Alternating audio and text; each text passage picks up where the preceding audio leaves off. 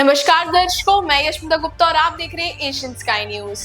बांग्लादेश में छात्र आंदोलन को लेकर फैली अशांति के बीच शेख हसीना प्रधानमंत्री के पद से इस्तीफा देकर भारत चली आई थी और फिलहाल यही हैं। इसे लेकर उनकी कट्टर प्रतिद्वंदी और बांग्लादेश के पूर्व प्रधानमंत्री खालिदा जिया की party Bangladesh national party Bharat पर भड़क गई है। पार्टी ने कहा कि अगर भारत शेख हसीना की मदद करेगा तो उससे सहयोग जारी रखना मुश्किल हो जाएगा। बीएनपी के वरिष्ठ नेता और मंत्री रह चुके गेश्वर राय ने कहा कि उनकी पार्टी भारत और बांग्लादेश के बीच पारस्परिक सहयोग का समर्थन करती है, लेकिन अगर आप हमारी दुश्मन की मदद करेंगे तो हमारे लिए पारस्परिक सहयोग को जारी रखना मुश्किल हो जाएगा। उन्होंने यह भी आरोप लगाया कि भारत ने शेख हसीना के सत्ता में दोबारा वापसी का समर्थन किया था।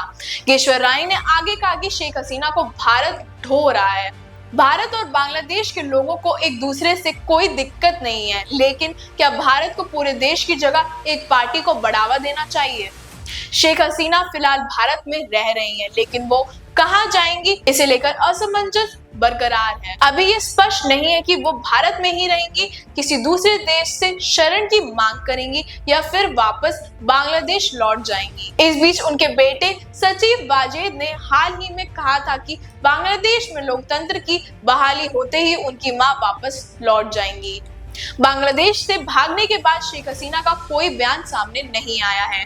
हालांकि उनके बेटे सचिव वाजेद लगातार मीडिया से बातें कर रहे हैं। उन्होंने अपनी मां की सुरक्षा करने के लिए भारत सरकार का धन्यवाद भी किया है और प्रधानमंत्री नरेंद्र मोदी के प्रति अपनी कृतज्ञता जताई है। साथ ही उन्होंने उन रिपोर्ट्स को भी खारिज किया है जिसमें कहा जा रहा था कि शेख हसीना ने ब्रिटेन में राजनीतिक शरण की मांग की है। इस बीच गुरुवार शाम को बांग्लादेश के नोबेल शांति पुरस्कार विजेता अर्थशास्त्री मोहम्मद यूनुस ने बांग्लादेश की अंतरिम सरकार के प्रमुख के रूप में शपथ ले ली है।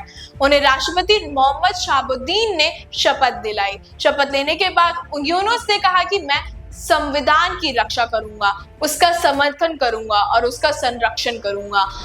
ऐसे ही तमाम खबरों को जानने के लिए हमारे साथ बने रहिए और देखते रहिए एशियन स्काई न्यूज।